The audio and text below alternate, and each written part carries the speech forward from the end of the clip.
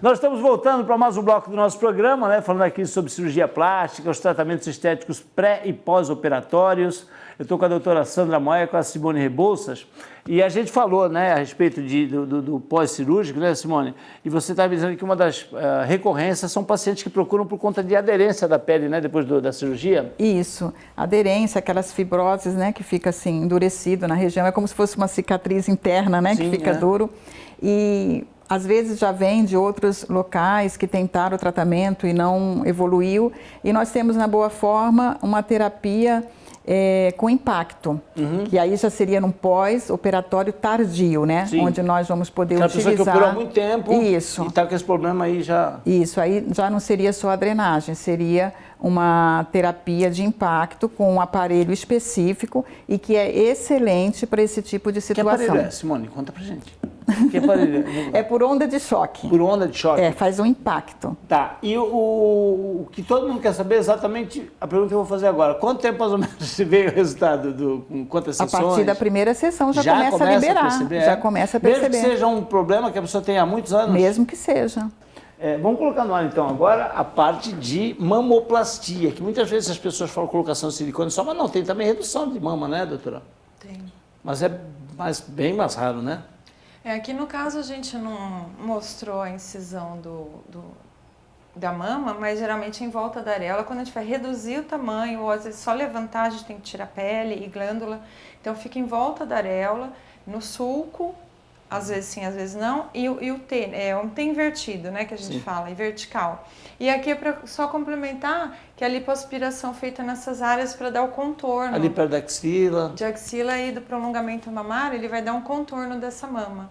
Olha que legal. É feito pela areola, né? Aliás, deixa eu fazer um alerta para a população aqui, que todo mundo fala em auréola, né? Auréola é aquilo que fica na cabeça do anjo, né?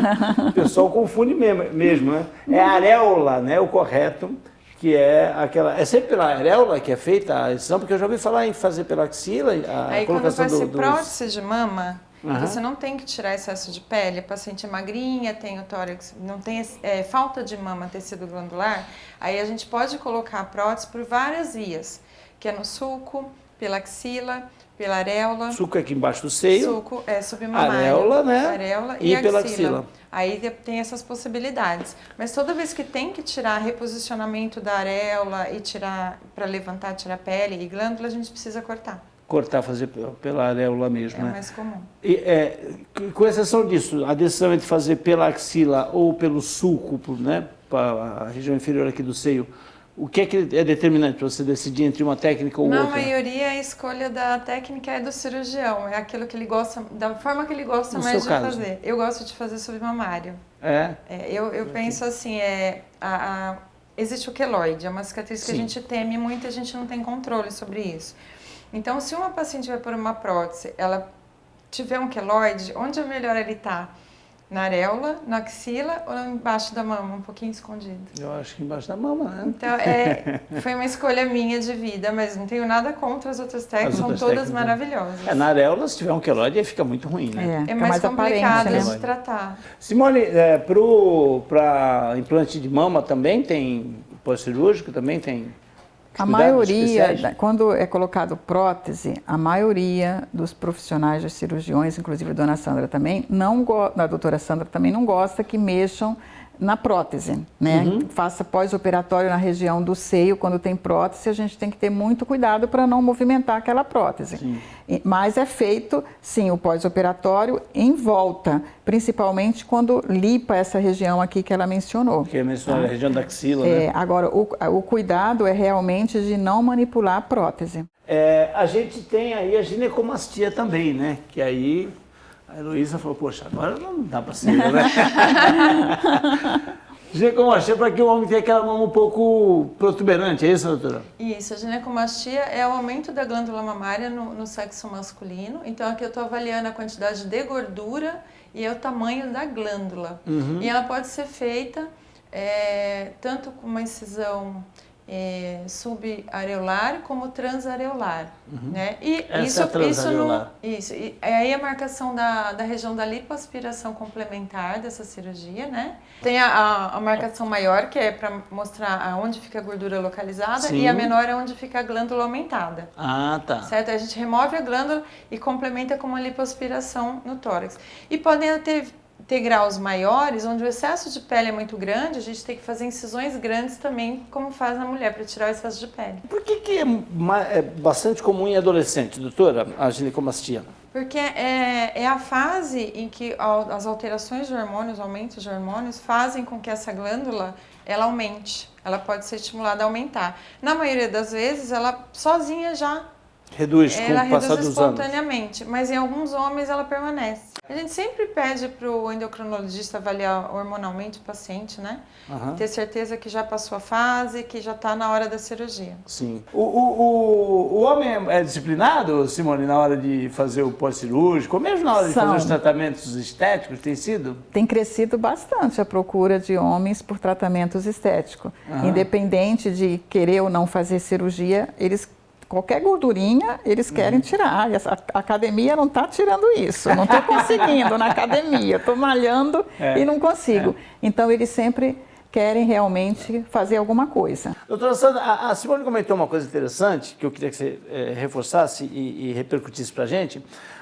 Quando uma paciente, se propõe a fazer uma cirurgia para perda de peso, né, para retirada de gordura, se ela fizer um tratamento anterior à cirurgia e perder um pouco de peso, além de facilitar o seu trabalho e otimizar o resultado da cirurgia, também já demonstra que ela pode ter uma disciplina para o pós-cirúrgico, que também não adianta a pessoa fazer cirurgia, retirar a gordura, depois engorda de novo, retira, né? Ela já demonstra, né, começa a se disciplinar para o pós-cirúrgico ela também poder manter, né? Sim, é importante isso, porque eu falo para os pacientes, não adianta eu vir remover e você não se educar, né? Então, esse trabalho prévio da cirurgia é para a vida, né? É importante, porque a gente pensa no paciente, não só o ato que a gente faz, né? A gente pensa na vida dele, né? Na manutenção o que ele daquilo, né? Exatamente. Né? Tanto a Simone, a gente preza muito as consequências de tudo que a gente faz também.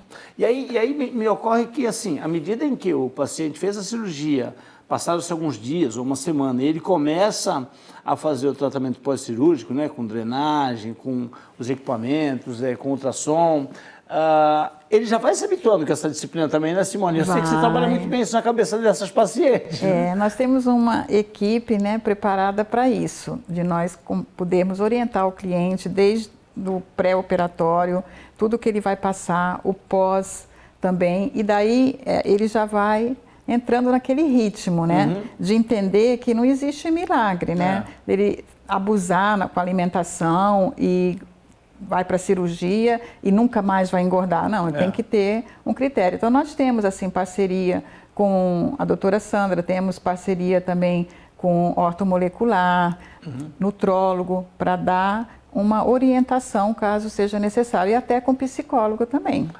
Para que a pessoa... Porque às vezes entenda. A pessoa tem aquela compulsão, né, ou fica mais ansiosa, exagera um pouco, e daí põe a perder todo o trabalho de uma cirurgia excelente, né? Sim, Me surgem algumas dúvidas agora, que eu acho que também são, né, comuns entre os telespectadores, eu não quero deixar o telespectador ansioso.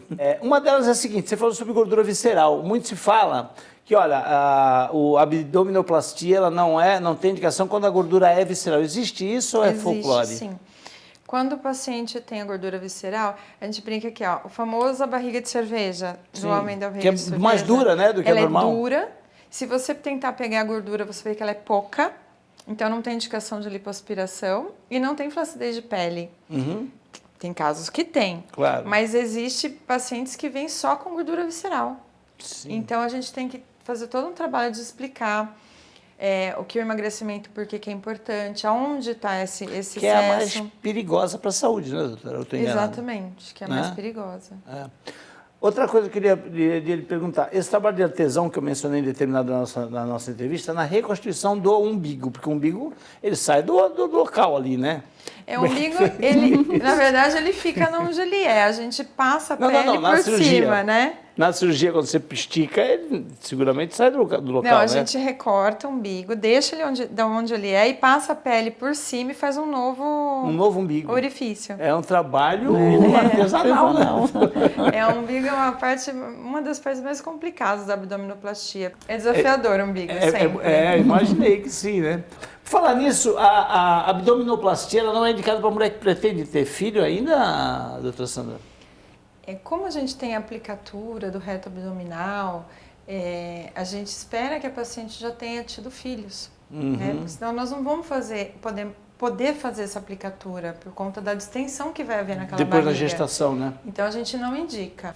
Tem um assunto que, antes de terminar o bloco, eu quero suscitar aqui, que é a questão do Botox, né? Existem algumas contraindicações, o Botox também virou aí uma febre, né? E já de algum tempo para cá, de alguns anos, né? E eu sei que a doutora e a Simone queriam falar a respeito um pouco disso também, né? A meu ver, a toxina botulínica é maravilhosa, né? Por conta dela também diminuíram nos liftings a incisão coronal, que é aquela que cortava de fora a fora. A gente consegue hoje tratar essas rugas de expressão com a toxina, né? E várias outras áreas do rosto também. Então, contraindicação é difícil ter, né? Alergia. Na minha vida mesmo de experiência, eu nunca tive problema nenhum com toxina. Eu sou super a favor. As pessoas, as pacientes, como é que tratam disso lá, Simone? Elas gostam bastante, né? Algumas não, né? Mas a maioria gosta do Botox, do preenchimento. Mas o que eu procuro sempre conscientizá-las é que, assim, tratar a epiderme também, né? Então, a gente trata através de hidratação, nutrição, radiofrequência. E o detalhe também, quando elas fazem o Botox, eu peço sempre que avise, né? Porque existem alguns aparelhos que a gente não deve usar em cima do Botox, para não prejudicar a durabilidade. Né? Então, mais uma vez, a gente tendo que ter um entrosamento né? Certo, ideal, com a pessoa que aplica o Botox, no caso a doutora Sandra, para que a gente saiba o que a gente vai fazer depois na pele. Porque às vezes a cliente, ela esquece de falar, não explica, a gente percebe, né? Pergunta se fez, há quanto tempo. É importante tratar a epiderme, mas é importante saber o que foi feito para poder preservar aquele resultado. Qual é a região que é mais procurada do Botox? A região aqui a região chamada do terço pele de galinha superior. ou o terço superior todo da face. E de quanto em quanto tempo é aplicado esse Botox? Eu peço para, no mínimo, 6 meses de intervalo. A cada 6 meses. Daí para frente. E aí é um tratamento que a pessoa um procedimento que ela vai fazendo ad eternum. Sim, porque uma coisa importante que as pessoas às vezes não percebem é que hoje em dia a gente tem como prevenir o envelhecimento, né? Então, muitas vezes chega o paciente já com várias alterações e aí ele vai ter que ter um investimento maior. Sim. Mas se ele começar cedo a fazer um investimento anual desses procedimentos, ele vai mantendo a juventude, que é a posição da face, não deixar cair mais rápido, né? Então, essas linhas de expressão não se formarem. Então, ele vai mantendo isso e não precisa ter esse investimento de uma vez. Sim. Então, essa era uma coisa que eu queria conscientizar bem, né, os pacientes. Que legal. Olha, um prazer falar com a doutora Sandra Moy, também com a nossa Simone Rebouças, né, as duas que cada vez mais entrosadas, vêm aí trazendo benefícios a muita gente. Obrigado pela sua presença aqui conosco, doutora Sandra, que sei que você é muito ocupada, está sempre, não é?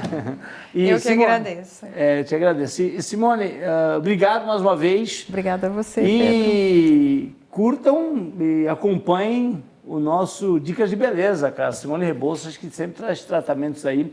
A área de estética, ela avança muito, né? E a Simone, eu sempre falo, é uma pesquisadora dessa área, ela faz testes e tal, e só adota mesmo com o procedimento utilizado numa boa forma quando esses procedimentos já estão comprovadamente eficazes, né? Sem risco à saúde, e por isso que a Boa Forma é parceira aqui do nosso programa, nós temos o maior orgulho disso. Obrigado mais uma vez, doutora, obrigado, Simone. Obrigada a você. Parabéns a vocês. E nosso programa vai fazer um intervalo rapidinho, são só 2 minutinhos e a gente volta, não sai daí.